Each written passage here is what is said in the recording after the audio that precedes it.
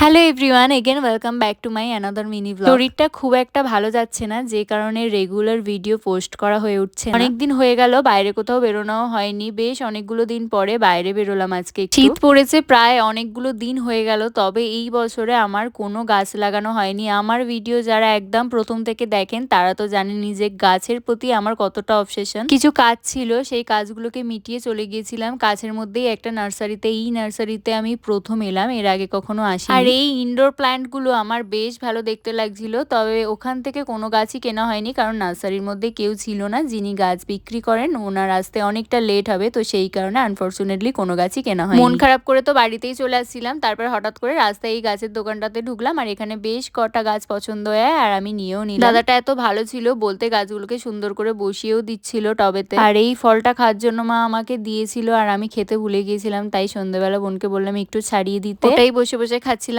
হঠাৎ দেখি মা এখানে বানাচ্ছে হচ্ছে কড়াইশুটির কচুরি। এই ঠান্ডার ওয়েদারে এইরকম কড়াইশুটির কচুরি হলে তো জমেই যায় আলাদা ব্যাপার। আমি আগে থেকে কিছুই জানতাম না যে আজকে কড়াইশুটির কচুরি হচ্ছে বাড়িতে। হঠাৎ করে দেখলাম মা আর ঠাম্মা মিলে দুজনে বানাচ্ছিল কড়াইশুটির কচুরি, আর তার সাথে কিন্তু ছিল কষা আলুর দম। আমার ঠাম্মাও কিন্তু ভীষণ সুন্দর রান্না করতে পারে, তবে বয়সের কারণে এখন আর রান্না উনি করেন না, মাই সমস্তটা করে, ঠাম্মা শুধুমাত্র হেল্প করে দেয়। কিন্তু আমি ঠাম্মার হাতের রান্না খেয়েই বড় হয়েছি। যাদের বাড়িতে এইরকম ঠাম্মা দিদার রয়েছে আর তারা এরকম সুন্দর রান্না করতে পারে, তারা কিন্তু এই ব্যাপারটা জানবে যে ঠাম্মা বা দিদার হাতের রান্নার মধ্যে একটা আলাদাই ইমোশন জড়িয়ে থাকে।